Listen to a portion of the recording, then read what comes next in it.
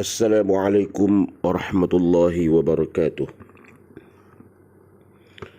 Alhamdulillahi rabbil alamin wal aqibatu lil muttaqin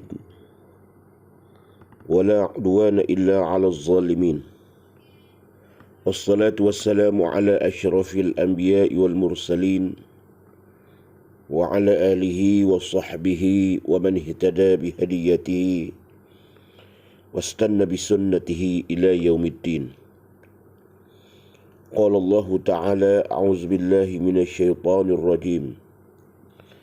بسم الله الرحمن الرحيم. ولا تركنوا إلى الذين ظلموا فتمسكم النار وما لكم من دون الله من أولياء ثم لا تنصرون. صدق الله العظيم. Yang dihormati lagi dikasihi sekalian ahli keluarga saya, yang dihormati lagi dikasihi ibunda, adik-beradik, sahabat handai, seterusnya muslimin muslimat sidang pendengar yang sudi mendengar mau'izah yang akan saya cuba sampaikan sekadar yang mampu pada kali ini, insya-Allah. Muslimin muslimat yang dihormati Allah sekalian, terlebih dahulu kita bersyukur kepada Allah Subhanahu wa taala. Dengan keizinan Allah Subhanahu wa taala, Allah telah masih berikan penghidupan pada kita pada hari ini, pada ketika ini. Waktu yang saya bercakap ini pukul 3.29 pagi 13 hari bulan 7 hari Selasa. Allah masih beri lagi penghidupan setelah Allah matikan saya sebentar tadi, tidur sebentar tadi, tuan matikan, Allah hidupkan kembali. Begitu juga kita sekalian. Semalam kita ditidurkan, dimatikan sementara, mati kecil. Maka pagi ini kita bangun, masih lagi kita melihat, bernapas, bersama lagi dengan ahli keluarga kita. Sebab itu bila kita jaga tidur, kita ucapkan Alhamdulillahilladzi ahyana ba'da ma amatana wa ilaihin nusyur. Maha suci Allah yang telah menghidupkan aku kembali setelah aku mati semalam. Dan kepada-Mu lah kami semuanya akan kembali nanti, ya Allah. Muslimin muslimat yang dihormati Allah sekalian, izinkan saya untuk membaca satu hadis Rasulullah sallallahu alaihi wasallam. Ihfazillah tajidhu amamak, ta'arraf ilallahi fir raqa, ya'rifuka fi shiddah, wa'lam annama akhta'aka lam yakun yusibak, wa ma asabaka lam yakun yakhti'ak, wa ma asabaka lam yakun يخطئك واعلم أن النصر مع الصبر وأن الفرج مع الكرب وأن مع العسر يسرا. رواه الترمذي.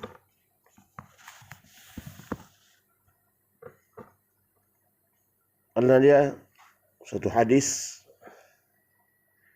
yang beritahu kita supaya kita pelihara perintah serta larangan Allah Subhanahu wa taala. Pelihara perintah Allah serta larangan Allah Subhanahu wa taala. Nescaya kita akan merasai kehadiran Allah dalam kehidupan diri kita. Nabi kata, jaga perintah Allah Sama ada perintah yang berupa suruhan maupun juga perintah yang berupa larangan Allah Subhanahu wa taala. Ihfazillah tajidhu amamak. Jaga hak Allah, kamu akan tajidhu amamak. Kamu akan merasai Allah akan bersama-sama kamu. Bila kita jaga merasai Allah bersama kita, jika kita hendak merasai Allah bersama kita, kita akan bergantung tahap kepada iman kita. Iman kita. Tahap iman kita itu yang akan dapat merasai bahawa Allah bersama-sama dengan kita. Orang yang jaga perintah Allah Subhanahu wa ta'ala, dia akan sentiasa merasai, dia akan diawasi oleh Allah Subhanahu wa ta'ala. Maknanya Allah akan jaga seluruh anggota yang ada padanya. Ta'arraf ila Allah fi ar-rakha ya'rifuka fi syiddah. Kenalilah Allah. Kamu kenal Allah. Ta'arraf ila Allah. Kamu kenali Allah. Kenal Allah. Waktu kamu senang. Fi ar-rakha ya'rifuka fi syiddah. Nescaya Allah akan mengenali kamu ketika mana kamu ketika susah. Kita akan jumpa susah juga tuan-tuan dan puan-puan muslimat yang dirahmati Allah sekalian. Kita pasti akan jumpa dengan susah. Karena Allah buat dunia ini naik dan turun. Dia ibarat gelombang. Iman kita ini ibarat gelombang. Kita lihat gelombang di laut. Ada masa ia pasang, surut, beralun. Itu iman kita juga begitu. Iman manusia yazid wa yanqus. Ada masa dia naik, tambah. Ada masa dia turun, lemah, kurang. Ada masa dia kuat. Ada masa dia lemah. Itu yazid wa yanqus, bertambah dan berkurang. Ini iman manusia. Iman kita ada masa dia menaik, kadang dia menurun. Ketika mana iman kita naik, waktu iman kita naik, maka akan kuatlah ibadat kita dengan Allah Subhanahu wa ta'ala. Nak buat ibadat, kita asyik nak seronok dengan ibadat. Habis satu ibadat yang lain, tiba-tiba gemar lagi untuk ibadat yang lain. Itu ketika mana iman kita naik. Iman kita tengah memuncak. Alhamdulillah.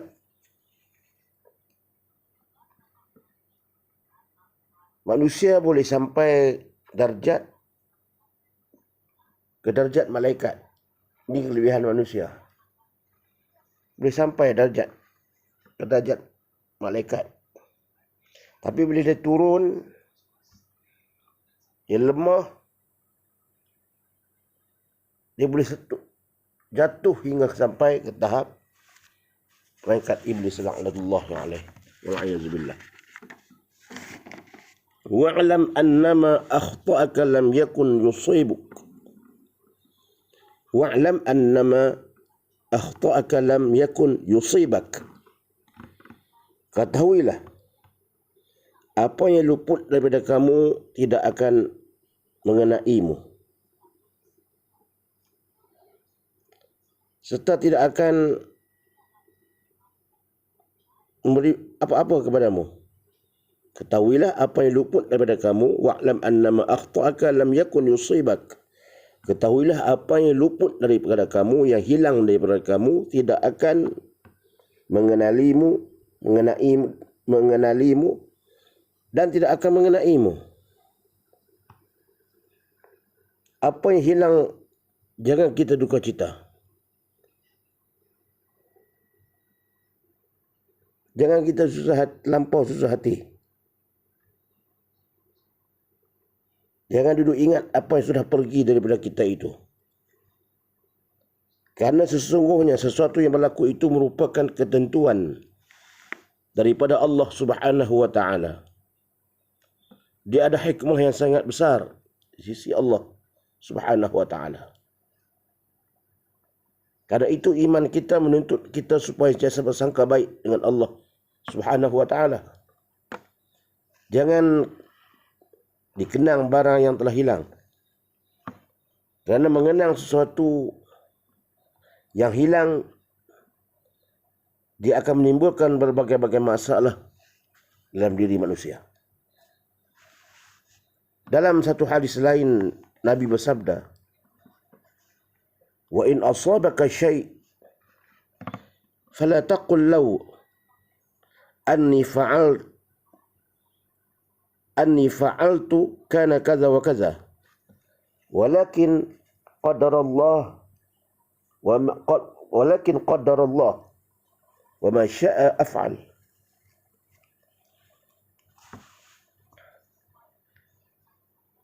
Kalau kita berlaku sesuatu perkara, jangan kita mengatakan, kalaulah aku tak lakukan begini, kalaulah aku tak melakukan begitu, maka tak akan jadi benda tu. Kerana apa tidak boleh duduk kata kalau. Kerana apa kita tak boleh kata kalau? Kerana kalau kita kata kalau, boleh membuka,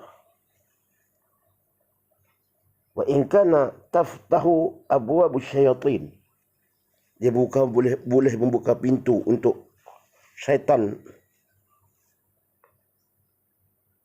mengganggu kita.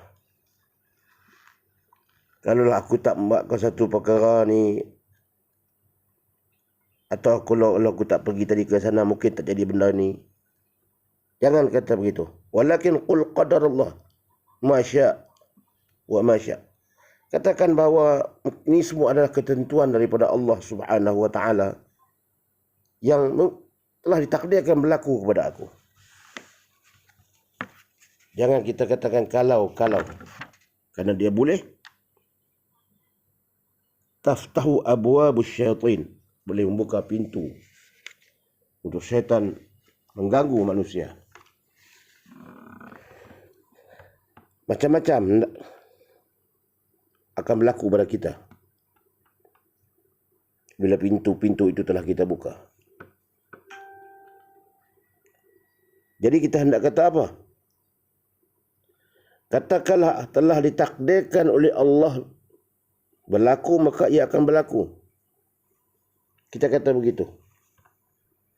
Katakanlah apa yang telah ditakdirkan oleh Allah berlaku kepada aku, maka ia akan berlaku.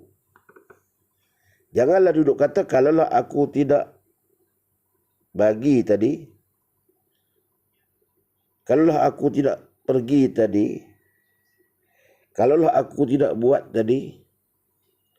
Perkataan kalau itu menyebabkan kita menyesal serta menyalahkan diri kita sendiri. Bahkan dibimbangi kita akan menyalahkan sampai ke peringkat kita menyalahkan Allah Subhanahu wa Ta'ala. Wa'azubillah. Karena kalau ni, kalaulah aku tak pergi ke masjid tadi, kasut aku mungkin tak hilang. Contoh. Kalaulah aku tak pergi tadi, mungkin tak berlaku kebelangan tu. Kalaulah anak aku tadi tak suruh aku pergi ke kedai, mungkin tak berlaku kebelangan pada dia. Ini tidak boleh ada. Katakanlah semua itu telah ditakdirkan oleh Allah Subhanahu Wa Taala berlaku, maka ia akan berlaku. Ini hadis Rasulullah sallallahu alaihi wasallam. Karena itu orang yang beriman dia yakin sesuatu yang berlaku, ma asabaka min musibatin illa biiznillah. Karena itu orang yang beriman dia yakin apa yang berlaku, musibah yang berlaku kepadanya adalah illa biiznillah, berlaku atas keizinan kehendak Allah Subhanahu wa Ta'ala. Sesuatu yang menimpa ke atas orang Islam di dunia ini, mungkin kepada sesiapa pun, masuk diri kita, dia berlaku dengan kehendak Allah Subhanahu wa ta'ala. Cuma Allah nak sembunyikan. Sebenarnya apa yang berlaku ini telah ada sejak daripada azali lagi. Telah ditakdirkan oleh Allah sejak daripada azali. Suatu yang kita dapat contoh, jangan rasa kita takut, jangan rasa kita kuat. Karena kita bila kita duduk sebut kita buat semua usaha kita ni, jangan sekali-sekali kita kata kita ni contoh kita rasa kuat, gagah. Kita duduk sebut kita semua yang buat ni usaha kita. Apa yang kita dapat ini semua usaha kita dengan kerajinan kita, dengan ilmu kita, dengan ikhtiar kita. Jangan. Kalau kita dah sebut begitu, fa'aina Allah, di mana Allah? Kalau kita kata usaha kita semua, di mana Allah? Fa'aina Allah, di mana Allah duduk? Sedangkan apa yang telah ditentukan, yang kita lakukan ini Allah dengan izin Allah Subhanahu wa ta'ala. Bukan dengan kekuatan ataupun dengan kemahiran kita sendiri. Di mana Allah dalam perjuangan kita, usaha kita, kemenangan kita, kekalahan kita, kekayaan kita dan kesusahan kita. Apa yang berlaku semua ini, kita kaitkan dengan semua ini adalah takdir Allah Subhanahu wa ta'ala.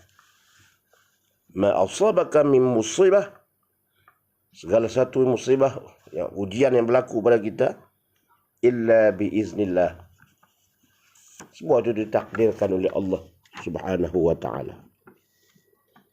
Kita ada Allah. Sifat tabi'i manusia, bila dia lemah, dia kuat bergantung kepada Allah Subhanahu wa ta'ala. Kadang bila dia kuat, dia kurang bergantung kepada Allah Subhanahu wa ta'ala. Ini cakap secara umum, tak tuju pada siapa. Bila manusia itu dia lemah, dia akan kuat bergantung kepada Allah. Sebagai contoh, bila dia sakit, mulutnya banyak menyebut nama Allah Subhanahu wa ta'ala. Kadang-kadang tasbih sentiasa dipegangnya. Kadang-kadang Quran sentiasa dibacanya, walaupun tak banyak. Mulutnya sentiasa lidahnya sentiasa berzikir kepada Allah. Ketika dia lemah, dia sakit. Tetapi bila dia kuat, maka tiada lagi tasbih di tangannya. Bukan dia tidak percaya kepada Allah, tidak. Tapi kurang pengamalannya seperti mana ketika dia sakit. Sebab itulah kalau kita pergi ke hospital, ramai yang menyebut nama Allah, berzikir nama Allah, berzikir, berdoa. Kalau kita pergi ke ward yang ICU tu, Yasin, Yasin duduk di ujung kepala, kitab Yasin sesa ada di tepi dia. Kadang orang baca kepada dia, kadang dia sendiri kalau boleh baca dia baca. Tapi ada buku Yasin tepi dia. Sebab dalam keadaan dia lemah, dalam keadaan dia sakit. Kalau kita pergi ke hospital ke ICU ke. Sebab apa? Dia letakkan kitab-kitab itu. Ya, kitab Yasin dan sebagainya, kitab doa dan sebagainya. Sebab dia lemah. Bergantungannya hanya pada ketika itu hanya kepada Allah Subhanahu wa ta'ala. Dia lemah. Berbanding kita pergi ke pasar raya, pasar malam, di sana tidak ada orang yang bawa kitab Yasin. Di sana tidak ada yang baca Yasin. Di sana penuh dengan air jagung, air tebu, durian dan sebagainya. Yang duduk sebut Allah, yang duduk zikir, kadang-kadangnya sokdo je. Itu pun tukang minta sedekah. Duduk minta derma sambil baca Quran. Duk tunggu orang bagi derma kat dia sambil dia baca Quran. Itu ya. Ini tabiat manusia. Di dalam kita diuji, kita kena kuat bergantung dengan Allah. Dalam kita diuji oleh Allah, kita mesti kuat bergantungan kita dengan Allah Subhanahu wa ta'ala. Kuatkan pergantungan kita, hati kita dengan Allah. Di dalam peperangan Badar, bilangan tentera Islam 313 orang. Nak lawan 1000 tentera musuh musyrikin. 313 tentera Islam nak menentang 1000 orang tentera musyrikin yang lengkap dengan bersenjata. Tentera Islam senjatanya tidak lengkap. Nak lawan 1000, nak lawan 313 nak lawan dengan 1000. Kalau kita fikir dengan akal kita, bagaimanakah caranya untuk dapat kemenangan? 313 dengan keadaan senjata yang tidak lengkap lawan 1000 tentara yang lengkap. Sehingga Nabi sendiri menadah tangan merayu kepada Allah Subhanahu wa ta'ala. Bila nak berlaku perangan Badar, Nabi sendiri menadah tangan merayu kepada Allah Subhanahu wa ta'ala. Sehingga sahabatnya Sayyidina Abu Bakar As-Siddiq radhiyallahu an yang duduk di belakang Nabi di waktu itu, dia memerhati Rasulullah. Lamanya Nabi berdoa. Sehingga kan Sayyidina Abu Bakar menunggu lama sungguh Nabi berdoa. Sayyidina Abu Bakar duduk belakang tu, tunggu. Lamanya Nabi berdoa. Nabi menadah tangan. Sehingga serban Nabi yang duduk di bahu Nabi itu jatuh. Ditiup angin. Nabi tak peduli. Nabi tak ambil serban dia. Sayyidina Abu Bakar pergi ambil kain serban itu. Diletakkan kembali ke bahu Nabi SAW. Sambil Sayyidina Abu Bakar radhiyallahu an mengatakan, cukuplah doa itu. Cukuplah doa itu, wahai Rasulullah. Cukuplah. Allah telah mendengar doa kamu. Allah telah mendengar doa kamu. Apa yang Rasulullah doa? Antara doa Rasulullah, Allahumma anjizli ma wa'adtani. Allahumma anjizli ma wa'adtani. Allahumma ati ma wa'adtani. Allahumma in tahlik hazihil isabah min ahli al-Islam la tu'bad fil ard. Satu doa yang Rasulullah curahkan kepada Allah Subhanahu wa ta'ala dalam doa itu. Ya Rabb, perkenankanlah kepadaku apa yang telah engkau janjikan kepadaku, ya Rabb. Allahumma anjizli ma wa'adtani. Kau perkenankanlah, engkau tunaikanlah apa yang telah engkau janjikan kepadaku. Berikanlah apa yang telah engkau janjikan kepadaku, ya Rabb. Nabi berdoa kepada Allah. Jika engkau biarkan pasukan Islam yang aku bawa ini bersamaku 313 orang ini binasa, kalah, tewas dalam peperangan ini, la tu'bad fil ard. Maka tidak ada lagi yang menyembahmu di muka bumi ini. Ini 313 inilah golongan Islam yang dibina, yang ditarbiah oleh Rasulullah, yang ada, yang menjadi mereka yang awalun, orang yang awal membawa Islam. Jika musnah kumpulan ini, maka tidak ada lagi benih yang nak menyemai, nak menjuburkan Islam itu. Sehingga Nabi mula kata, la tu'bad fil ard. Engkau tidak akan disembah lagi. Tak ada orang nak menyembahmu lagi, ya Allah. Di dalam perangan akhirnya kemenangan tercapai kepada Rasulullah SAW. Dalam doa tadi Allah beri kemenangan Walaupun 313, Allah beri kemenangan pada tentera Islam, mengalahkan tentera musyrikin 1000 orang. Walaupun sedikit, tapi dengan semangat yang jiwa yang kuat, Allah beri bantuan. Allah beri bantuan sebab keyakinannya kepada Allah. Pergantungan mereka yang kuat kepada Allah. Mereka tahu mereka lemah dengan anggota yang sedikit. Lalu kuat bergantungan dengan Allah, maka Allah bantu. Dalam peperangan Hunain yang pertama, pula dalam satu peperangan lagi, iaitu peperangan Hunain pertama, tentera Islam ramai. Tentera Islam ramai, musyrikin sikit, orang kafir sikit.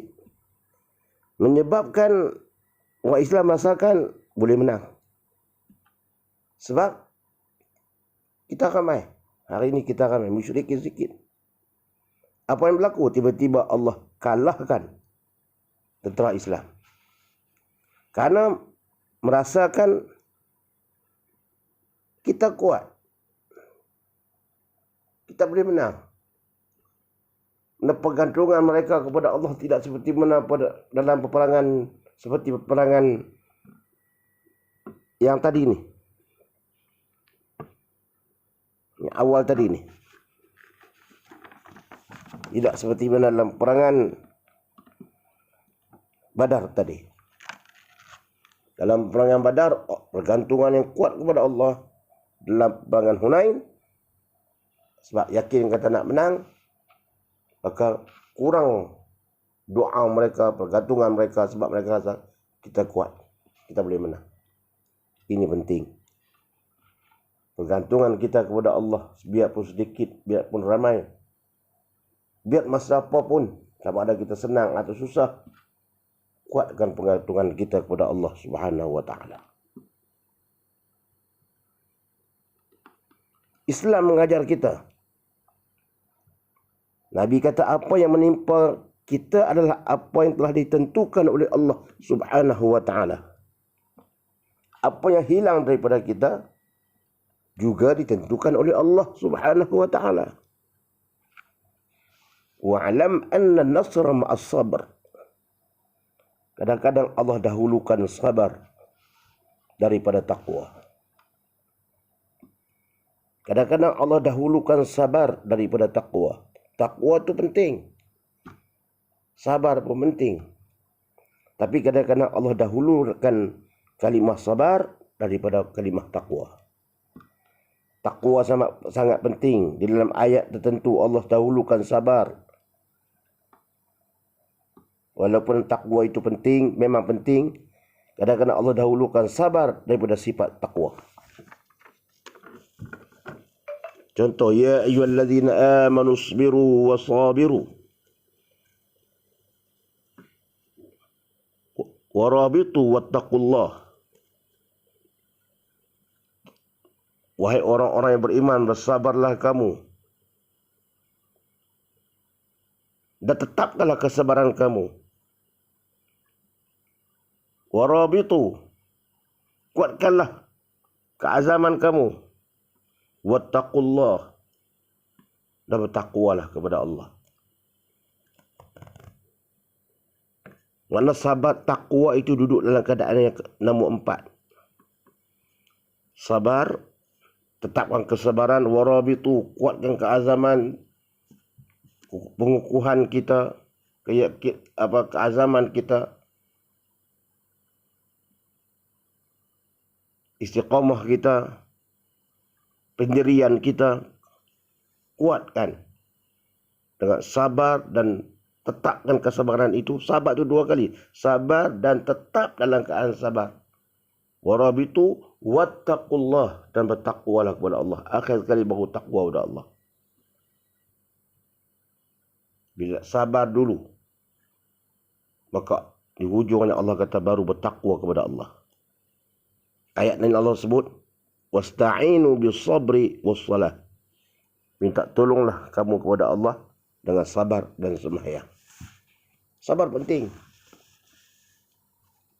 Sabar penting. Sabar duduk nombor 1. Karena itu Nabi Muhammad SAW ingatkan para sahabat supaya bersifat sabar. Jangan gopoh, tenang fikiran. Jangan ganggu fikiran dengan sifat tergesa-gesa. Jangan kita buat satu perkara dalam keadaan yang tergesa-gesa, dalam keadaan yang tergopoh. Dalam menghadapi suatu saat yang genting, jangan gopoh, kata Rasulullah. Tenang. Ini sifat sabar, sifat tenang ini penting. Sabar. Ada sabar ketika mana dalam taat kepada Allah. Ada sabar ketika mana kita terhadap maksiat. Ada sabar di waktu marah. Ketiga-tiga keadaan ini kita kena sabar. Sabar dalam taat, sabar terhadap maksiat, sabar di waktu marah. Ketiga-tiga ini perlu kita kena ada sifat sabar. Sabar dalam taat akan mendatangkan kemanisan iman. Contoh, dalam sembahyang, kita baca cepat-cepat, rukuk semuanya buat cepat-cepat, kita tidak akan dapat rasa kemanisan dalam ibadah. Buat sembahyang, orang kata nak habis, nak tunai sembahyang tu, nak bagi habis, kata nak bagi selesai kewajipan saja. Sembahyang tu sah, tapi buat cepat-cepat. Sembahyang tu sah, tapi dia tidak akan dapat merasai kemanisan iman. Berbanding dia sembahyang dalam keadaan tenang, tidak gopoh, dalam keadaan dia rokok, sujud dalam bacaan yang tenang, tidak gopoh-gopoh, tidak kalut, orang kata, dia akan merasai ketenangan, kemanisan ibadah itu. Berbanding orang yang sembahyang gopoh itu nak menyelesaikan tugas kewajipan dia saja. Orang sembahyang zuhur, aku sembahyang dah. Berbanding dengan orang yang sembahyang dalam keadaan tenang, lain. Kemanisan dalam hati itu lain. Nak merasai kemanisan ibadah, kita kena buat dengan tenang, dengan penuh hati-hati.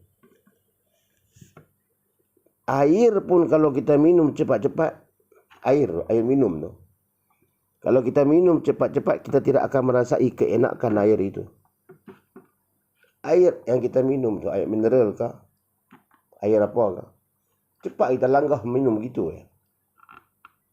Kita tidak akan merasai kenikmatan, keenakan air itu. Walaupun air itu air minum biasa saja, dia enak, sedap.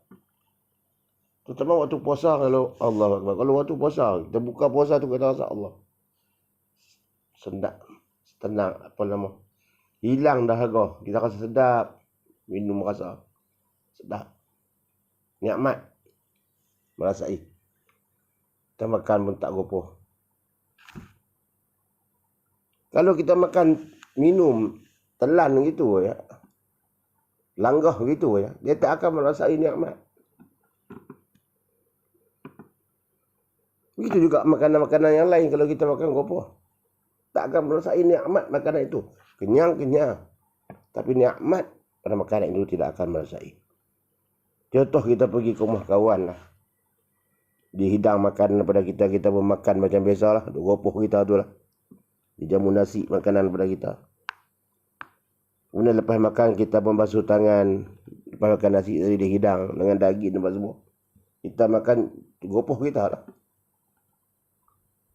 Basuh tangan, selepas semua basuh tangan dah, kawan kita tuan rumah tu pun tanya, hang tahu tak?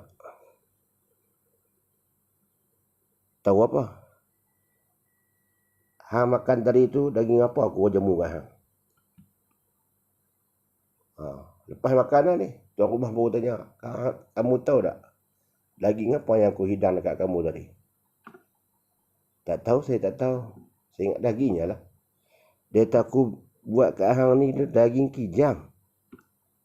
Daging kijang aku buat kat hang tu, istimewa untuk hang tu. Allah, dia kata. Awak tak habaq awal. Kenapa?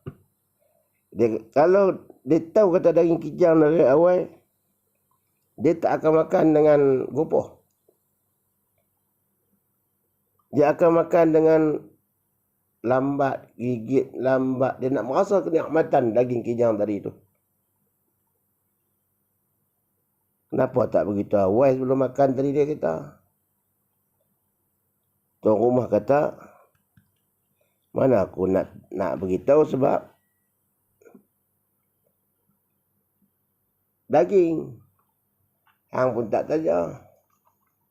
Tapi bila dah makan gopoh, akhirnya menyesal. Allah, kalau tahu kata daging tadi aku bepak pelan-pelan. Nak rasa nikmat daging kijang ni bukan senang nak dapat. Begitulah. Apa-apa benda pun nak merasa kenikmatan, jangan kita melakukan satu perkara itu dengan gopoh. Sayyidina Ali, dia minum air, tak gopoh. Begitu juga dalam ibadat kita. Dengan ketenangan. Kadang orang boleh ambil manfaat daripada ketenangan kita.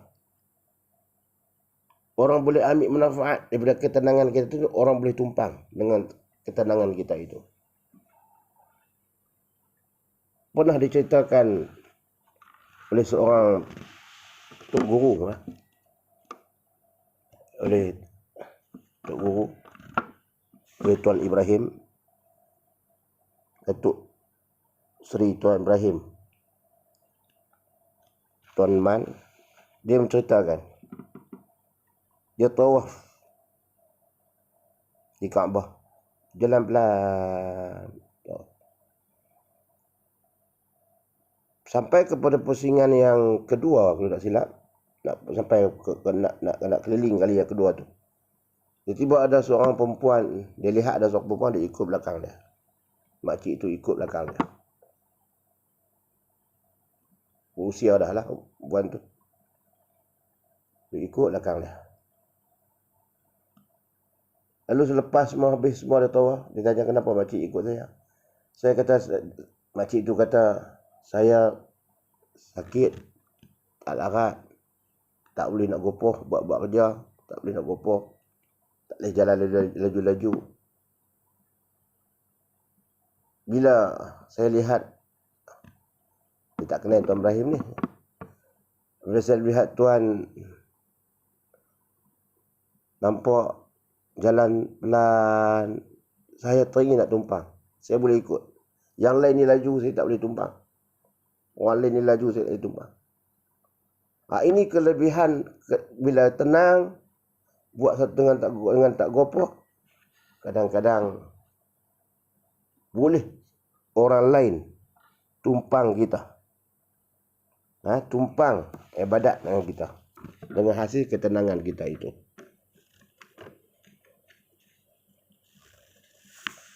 Muslimin muslimat yang dirahmati Allah Subhanahu wa taala.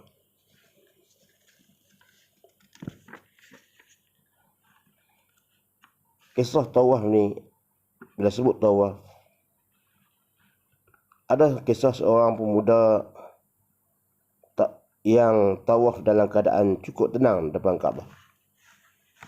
Ni bila sebut tawaf lah. Cerita Tuan Ibrahim itu saya dah. Ini cerita lain pula. Kisah tawaf seorang pemuda. Dia tawaf dalam keadaan cukup tenang depan Kaabah.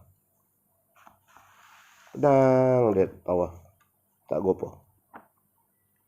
Sambil dia tawaf, dia berselawat kepada Nabi SAW. Mulut dia tu berselawat dekat Nabi. Kuatlah. Boleh dengar oleh orang yang dekat-dekat dengan dia. Dia selawat kat Nabi. Setiap kali tawaf, setiap kali langkah, dia berselawat kepada Nabi. Kebetulan pada waktu itu ditakdirkan Allah, dekat di hadapan Kaabah, dekat Kaabah itu ada seorang ulama yang cukup terkenal, yang bernama Syekh Sufyan As-Sauri rahimahullahu ta'ala. Seorang ulama yang sedang beribadat. di depan Kaabah. Dia tak tawaf tapi dia duduk ibadat depan Kaabah. Seorang ulama terkenal, Syekh Sufyan As-Sauri.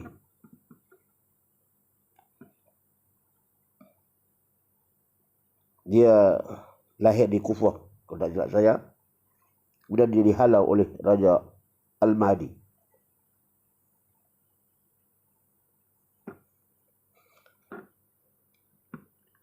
Kemudian sambil pemuda tadi tawaf dengan tenang, dia selawat dekat Nabi. Allahumma salli ala sayyidina Muhammad wa ala sayyidina Muhammad. Dan macam-macam selawatlah dekat Nabi. Lalu didengar oleh Syekh yang alim tadi, Sufyan Sauri tadi. Lalu dipanggil pemuda tadi. Selepas dia tawaf semua, dipanggil pemuda tadi.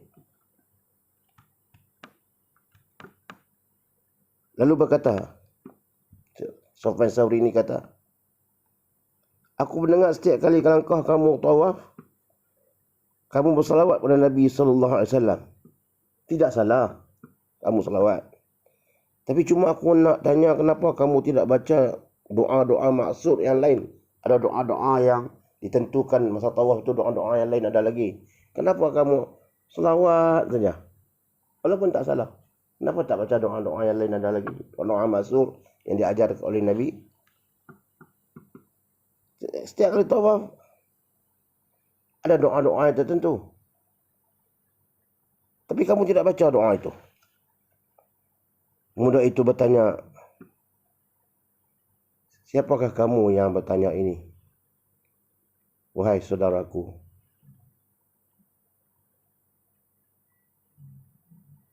Wahai siapakah kamu yang bertanya ini? Wahai saudaraku. Muda tadi tanya orang yang bertanya tu. Siapa yang tanya ni? Boleh saya tahu siapa yang tanya ni? Lalu lelaki tadi berkata, namaku adalah Sufyan As-Sauri. Bila dia dengar nama tu, dia kenal nama tu, pernah dengar nama tu, tapi tak pernah tengok. Dia kenal bahawa orang alim ni, Sufyan As-Sauri ni memang orang yang terkenal. Tapi dia tak pernah tengok, macam kita lah. Nama-nama orang di Mekah, di Arab tu kita kenal. Bila sebut nama kita kenal. Oh ni ulama besar. Tapi kita tak pernah tengok muka. Tak pernah jumpa. Tak pernah jumpa. Tapi kita kenal daripada bacaan kita. Orang ni alim. Pengarang kitab contoh. Kitab dia berpuluh-puluh kitab dia karang. Alim. Kisah dia kita baca. Tapi tak pernah jumpa. Tapi bila sebut nama tu kita kenal. Macam ni lah. Lelaki tadi pun bila dia orang tu kata saya Sufyan As-Sauri. Bila dia kata begitu, lelaki tadi pun aku bisa dengar nama ini. Hati dia kata, oh inilah Sufyan As-Sauri yang aku pun duduk dengar selama ni. Seorang ulama yang masyhur. Lalu dia kata, sebab tuan guru, tuan syekh bertanya dan saya kenal nama tuan syekh daripada percakapan-percakapan orang-orang lain walaupun tak pernah berjumpa. Bila tuan syekh yang bertanya, saya akan jawab. Kalau orang lain tanya, mungkin saya tak akan jawab. Tapi sebab tuan guru yang bertanya, dia kata tuan guru lah. Syekh alim, orang alim, Sufyan As-Sauri ni. Tuan bertanya, saya akan jawab. Kenapa saya baca selawat setiap kali saya tawaf di Kaabah? Dia kata dia datang, dia menceritakan bahawa pada satu masa dulu dia datang ke Mekah bersama ayah dia. Lelaki tadi cerita ni, lelaki tadi cerita dekat Sufyan ni, lelaki tadi cerita dekat Syekh Sufyan As-Sauri. Dia kata satu masa dulu saya bawa ayah saya bersama saya untuk nak menunaikan haji.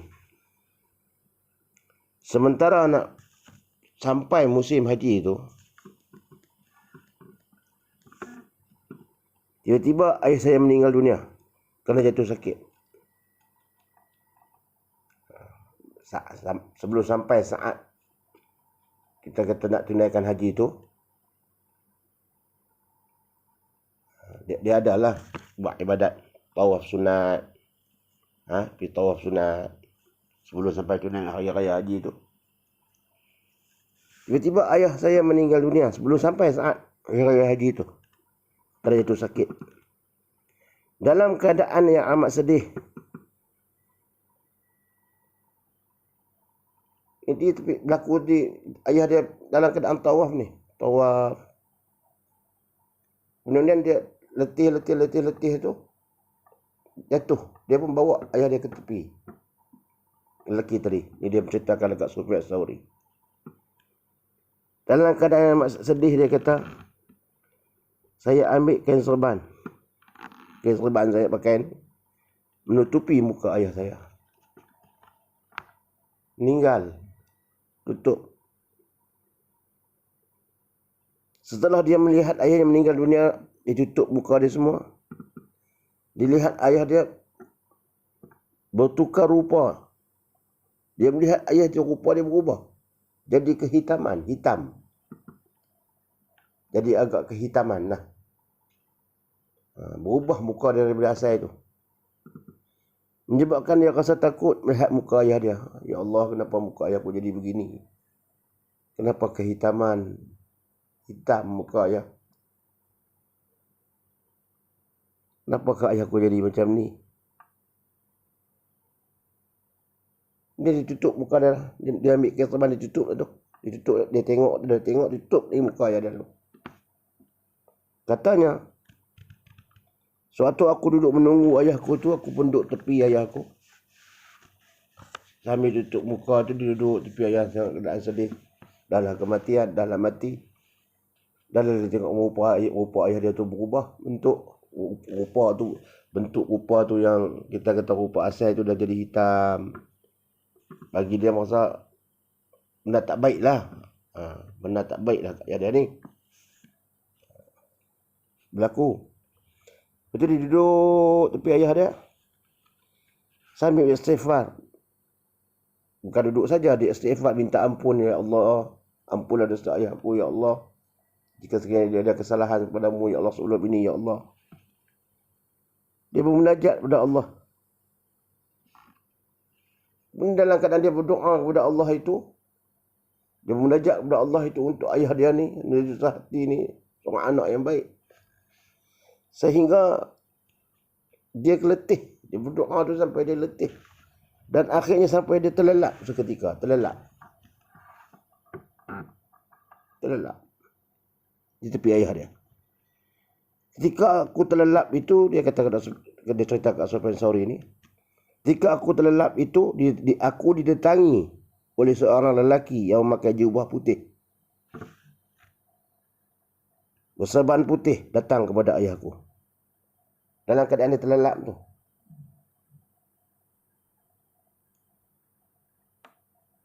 Dia rasa dia didatangi oleh seorang lelaki yang memakai jubah putih, berserban putih, datang kepada ayahku.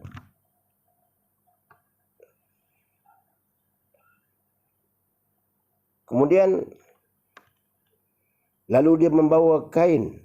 Lalu dia membuka kain. Dia membuka kain yang aku tutup ke ayahku. Lalu dia menyapu muka ayahku sebanyak 3 kali dengan tangannya. Dia menyapu 3 kali.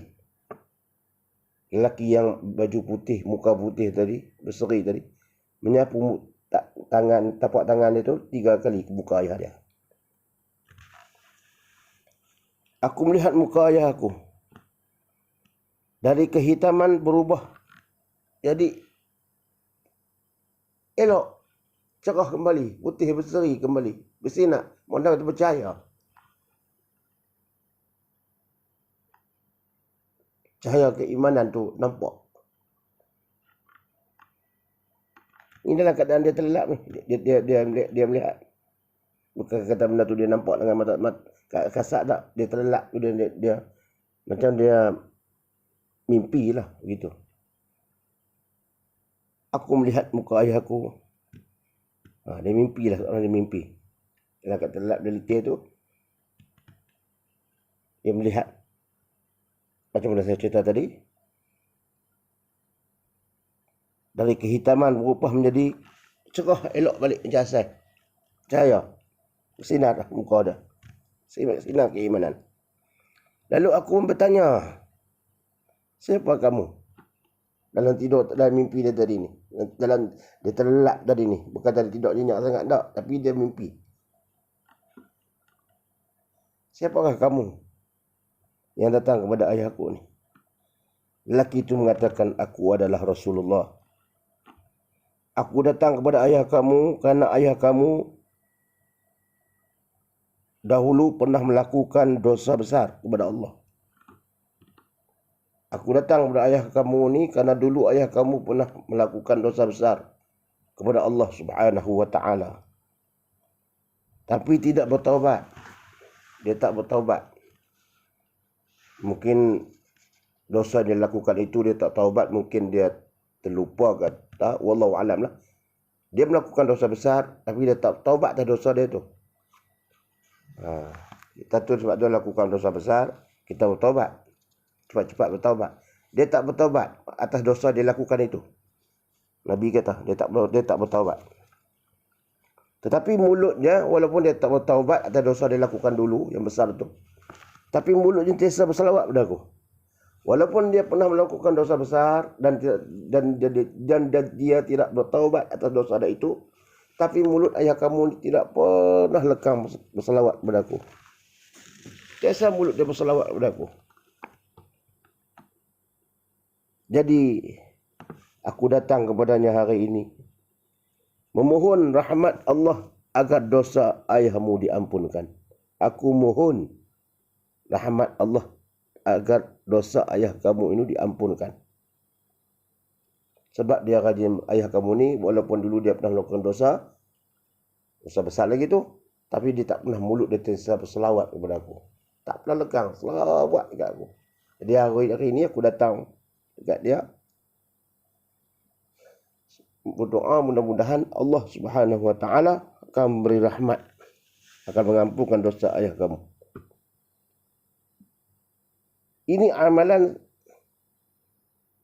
orang yang sentiasa berselawat dekat Nabi sallallahu alaihi wasallam. Kata pemuda itu, setelah itu dia pun terjaga. Terus dibukanya kain yang menutup muka ayah dia. Wahai Syekh Sufyan. Dia abang kat Syekh Sufyan.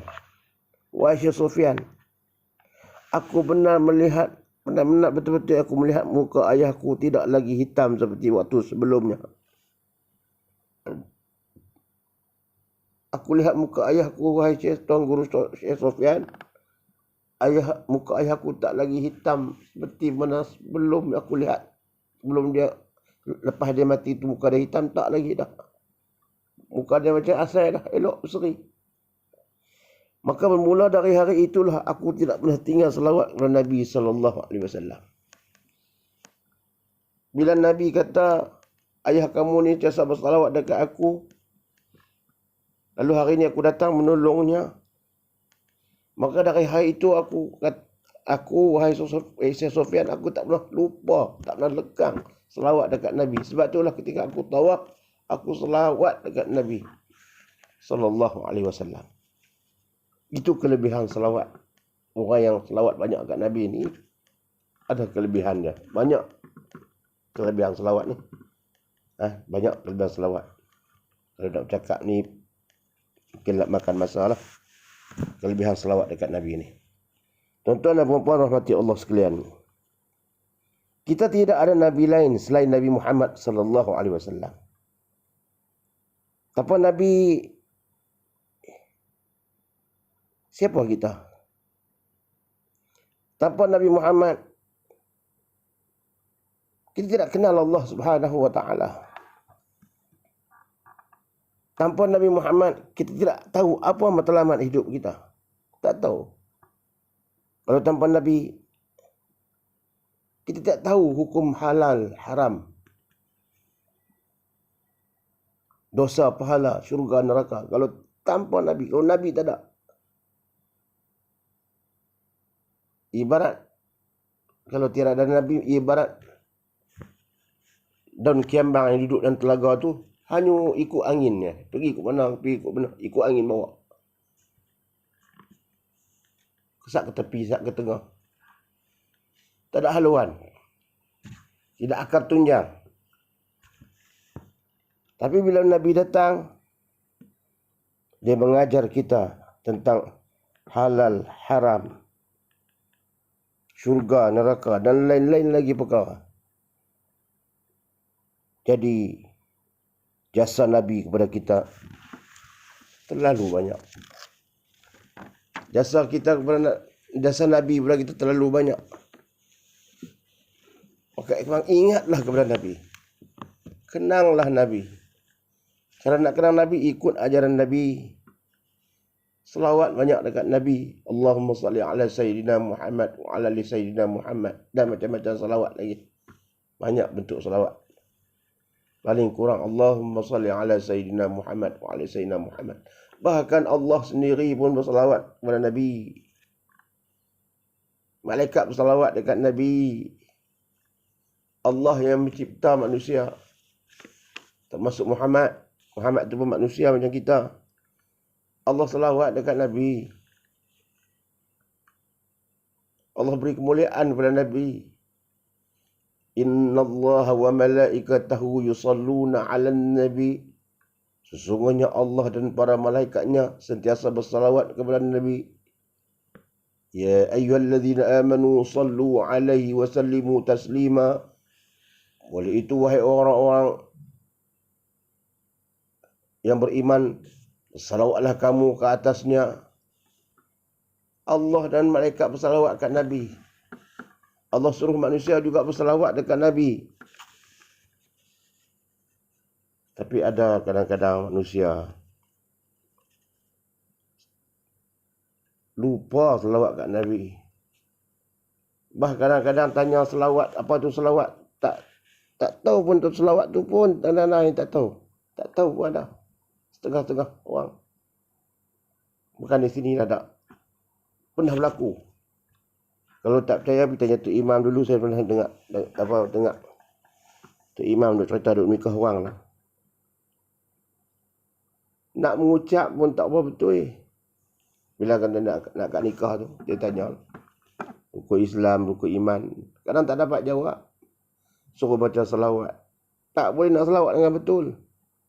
Tu ingin terbalik.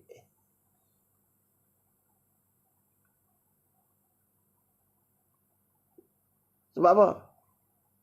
Sebab jauhnya mereka dengan apa yang diperintahkan oleh Allah, supaya mendekatkan diri dengan Allah. Ilmu hari kahwin jumpa itu imam yang ketat sikit, dia suruh baca Fatihah, dia suruh selawat, suruh baca doa qunut, mula dia berpeluh. Kemudian wa'lam anna nasra ma'as sabr. Dan ketahuilah sesungguhnya bantuan Allah itu bersama dengan orang yang sabar. Allah kata, ketahuilah bantuan Allah datang bersama dengan orang yang bersabar. Ini Nabi sebut. Bila kata Nabi sebut ni, dia dari Allah lah. Nabi tak cakap dengan hawa nafsu dia. Kecuali wahyu yang diturun kepadanya oleh malaikat daripada Allah Subhanahu Wa Taala. Dia bukan Nabi bercakap dengan hawa nafsu dia. Dia datang daripada Allah Subhanahu Wa Taala melalui perantaraan malaikat Jibril alaihi salam. Wa yantiqu 'anil hawa in huwa illa wahyu yuha. Nabi tidak bercakap satu perkara itu dengan hawa nafsunya, kecuali perkara itu telah diwahyukan kepadanya. Sahabat waktu nak marah. Macam mana sahabat waktu nak marah ni? Kata Imam Ghazali dalam kitab Ihya Ulumuddin, hendaklah orang yang ada sifat pandai baran, pemarah. Kita ni ada sifat kita ni kadang-kadang sifat pemarah, pandai baran. Macam-macam lah. Naik angin, mudah naik angin. Lazimilah diri kita yang ada sifat itu dengan wuduk. Ini Imam Ghazali sebut dalam kitab Ihya Ulumuddin. Pernah disebut satu hari Khalifah Muawiyah bin Abi Sufyan dibawa kepada seorang lelaki. Ini setelah Muawiyah bin Abi Sufyan menjadi khalifah, maka lelaki itu telah menegur dengan kata-kata yang tegas. Lelaki itu salah. Jumpa Abu Sufyan dan jumpa Muawiyah.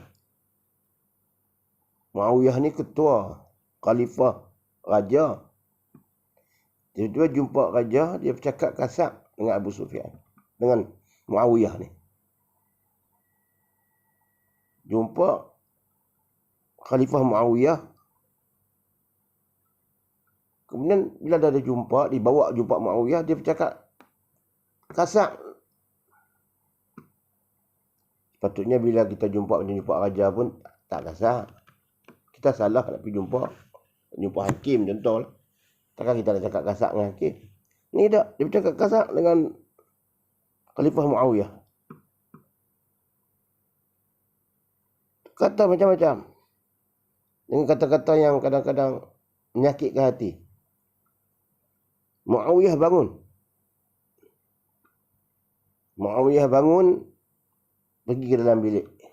Keluar dia daripada singgasana dia tu, tempat duduk dia tu, dia masuk dalam bilik dia. Maka orang lain pun menyangka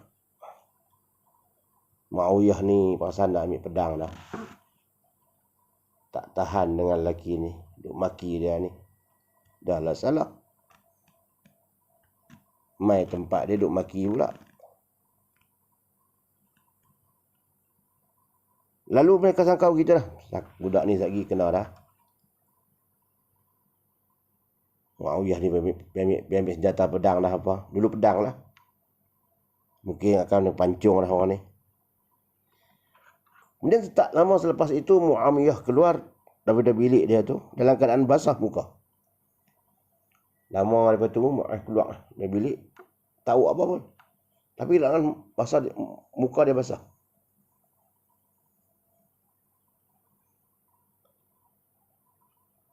Maknanya apa? Dia mengambil wuduk.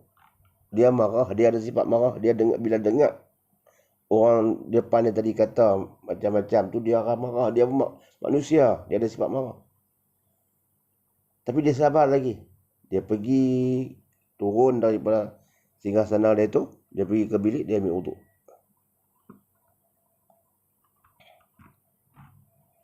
Sebab itu kalau kita, dia kata, Muawiyah kata, memang aku marah sangat. Suatu dia mengatakan pada aku macam-macam tadi. Lepas berlaku dah, dia maafkan lelaki tu semua. Memang dia sahabat ni, apa nama Muawiyah ni, dia cerita kat sahabat-sahabat dia lah. Memang aku marah betul tadi. Bila dia kata kepada aku tadi macam-macam. Tapi bila aku teringat Nabi kata, bila saat marah itu, bila kita terlampau marah, aku teringat Nabi kata bila terlampau marah kita ni, kita terlampau marah, dia telah bercampur dengan syaitan. Marah kita telah bercampur.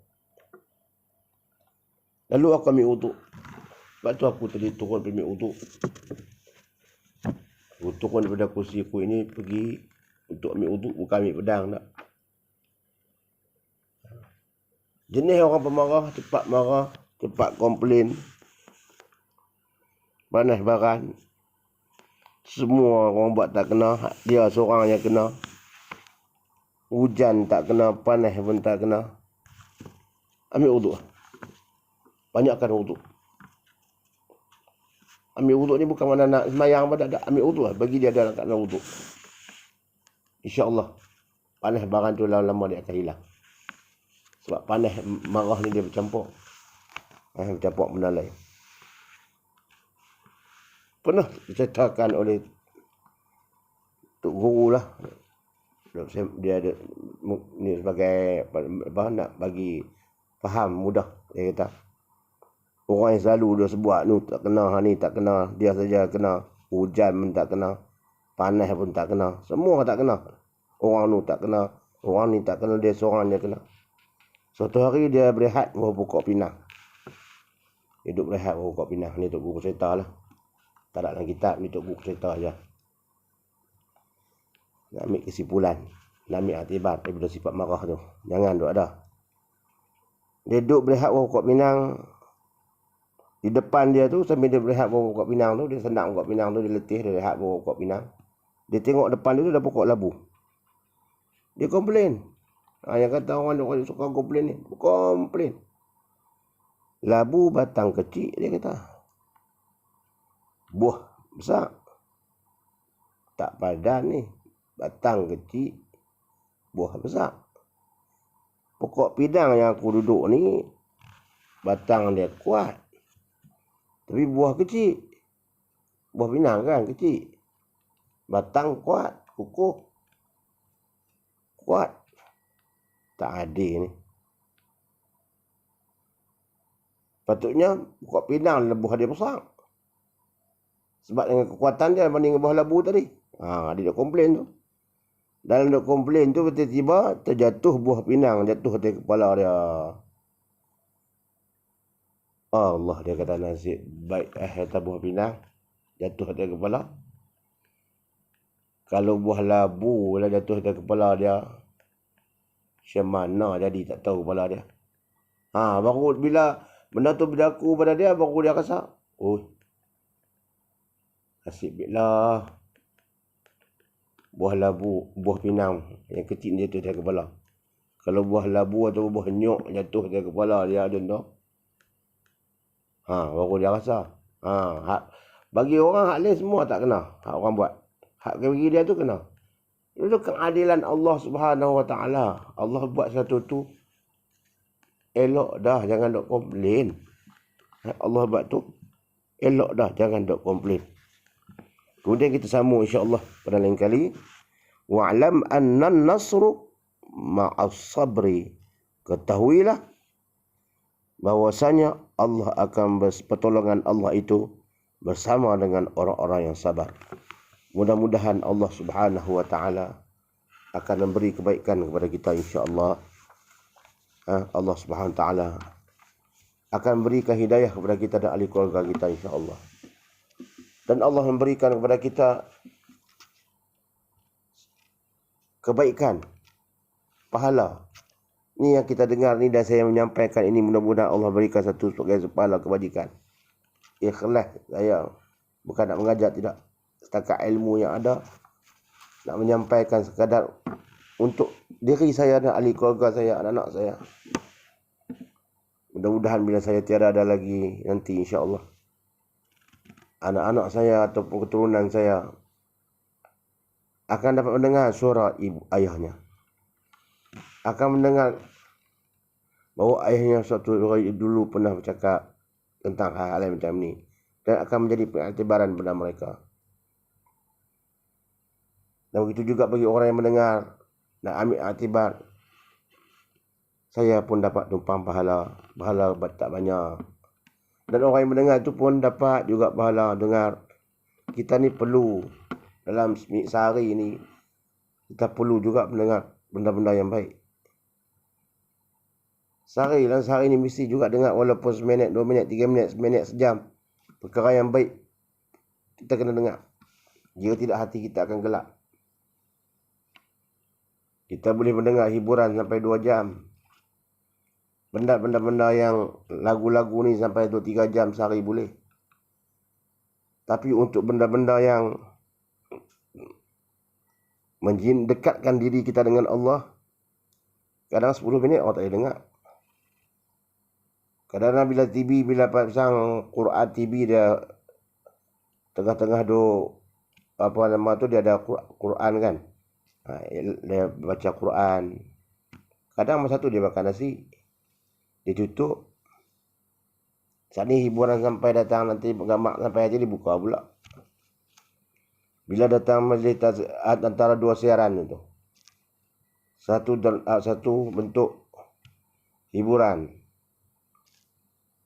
apa lah, dulu ni gegar apa semua agama Zawa tu semua tu lah. Maharaja Lawak ke satu siaran. Satu siaran lagi mungkin pertandingan Al-Quran. Dia boleh pilih Maharaja Lawak tu. Dia tinggal channel Al-Quran ni. Ini sifat kita manusia. Nampak macam mana? Tak berdosa tapi tak beradab. Tak beradab dengan Allah Subhanahu Wa Taala. Ini kalimah Allah. Kalimah Allah. Ketika kita naik kereta, Quran kah banyak kita pasang atau lagu kah kita banyak pasang? Bukan salah nak dengar lagu. Saya tak kata haram. Saya tak kata haram dengar lagu apa ni. Saya tak kata. Tapi banyak mana kita dengar benda yang mendekatkan, menjinakkan diri kita dengan Allah, mendekatkan diri kita dengan Allah dengan perkara-perkara yang lain. Nak kereta cukup pasang. Banyak orang pasang Quran kah, banyak orang pasang lagu. Dalam handphone pun sama. Ada cucuk di telinga tu. Dia pasang Quran kah, dia pasang lagu. Ini muhasabah diri kita. Nanti kita nak balik kepada Allah. Allah akan persoalkan kita, usia kita habis ke mana. Bagi masa, bagi atur hidup kita ni bagi elok. Dalam peribadatan kita kepada Allah Subhanahu Wa Taala. Mudah-mudahanlah segala apa yang baik itu datang dari Allah Ta'ala. Yang tak baik itu adalah daripada kelemahan dan kefakiran ilmu, kedaifan ilmu. Saya akui, daif ilmu, lemah ilmu. Yang baik itu datangnya semua daripada Allah SWT. Allah yang maha punya ilmu. Saya sekadar menyampaikan sekadar yang diizinkan oleh Allah SWT. Jika ada kesalahan, maafkan saya. Sekadar ini yang dapat saya sampaikan. Aqulu qawli hadza wa astaghfirullahal azim li wa lakum. Wassalamualaikum warahmatullahi wabarakatuh.